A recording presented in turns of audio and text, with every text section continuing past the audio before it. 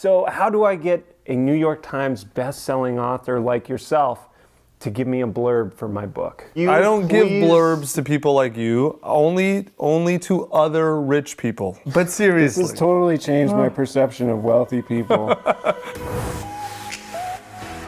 How do you get amazing blurbs for your book? First off, should I be even coming to you asking for a blurb? Do they matter? The point of a blurb is to provide social proof to a reader who doesn't know anything else about you. If you don't have many, it's fine. If you have none, it's probably okay. And you really want blurbs from two types of people.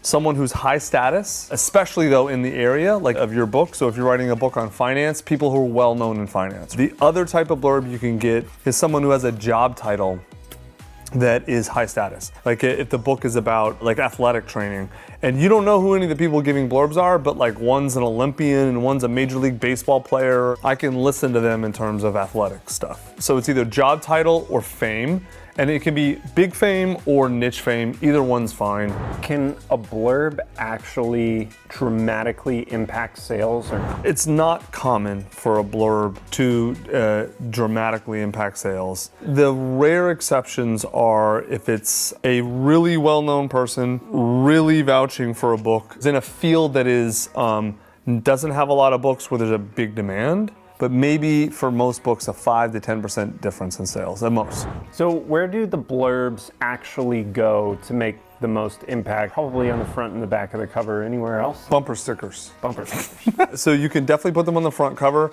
Usually they go on the back cover. And sometimes if you get a bunch, you can have a couple of pages that are inserts at the beginning. Although usually only fiction do that. There's not a lot of nonfiction that do that. It goes on your Amazon page. You know, you have the top part with the cover and the book description. Then right beneath that, it's like the social proof before you get to reviews. So if you see big names or big job titles, people are like, oh, okay, this is a real book.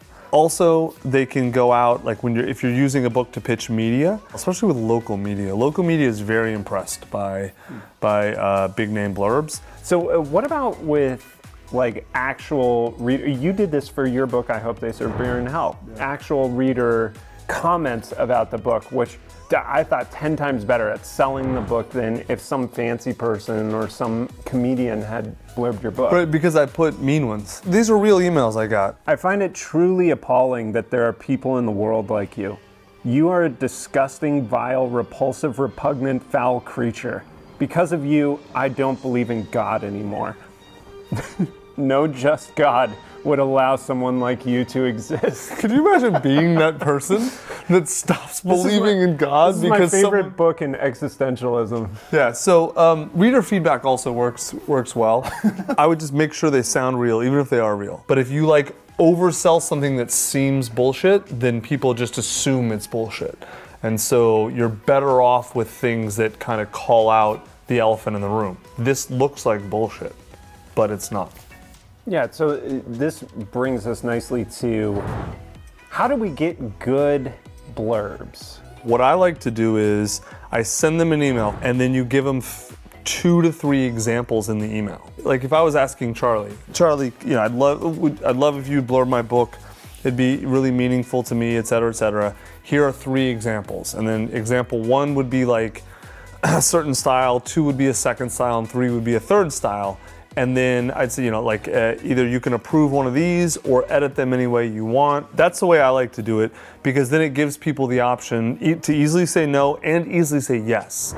For most people, it's easier for them to blurb you rather than the book.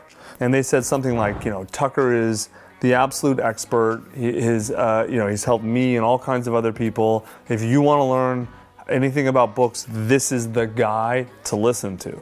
So notice, it's honest. Everything they said they believe, everything they said is true, but they didn't actually blurb the book, they blurbed me, which is totally valid. So when do you ask for a blurb? Generally speaking, you want to do it long before you start the publishing process. In fact, the earlier the better. That's another reason why blurbing you and not the book is important, because you can get blurbs from people you know and have worked with. That way they don't have to read the finished book. If you wait until the book is finished and ask them to read the whole book, then there's often a very small window where the book is done, but publishing hasn't reached the point where the blurbs have to be finalized for the cover and for other places. It's not a big window. What would you say are the rules to having great blurbs? Right, so you want either a high status person, well known or high status, or well known in the niche or high status in niche, or someone with a job title. Second, you want them short. Like, you don't want whole paragraphs of nonsense. No one's gonna read all that. Then you want them about the benefits of the book. It's basically sales copy. They care about what's in the book that matters to me. So the blurb needs to be covering the relevant topic. And then ideally, it helps the reader make a buying decision. All right, I'm gonna ask the question that everyone ultimately wants to know, which is how do I get a big shot name to give me a blurb? You can't. Unless you have a direct connection with someone who is a big shot. If they're a big shot who blurbs a lot of books, the odds have gone up, but it goes from 0 to like 10%. If you're fixated on either famous people in general or a specific famous person, it's probably not actually about the book at all. It's about something that you're tying them blurbing the book to your significance. There are better ways to feel good about yourself than that. I'm just gonna tell you, it's not the way I would go. And it's extremely common to fall into that trap. Yes, I don't mean it judgmentally or mean.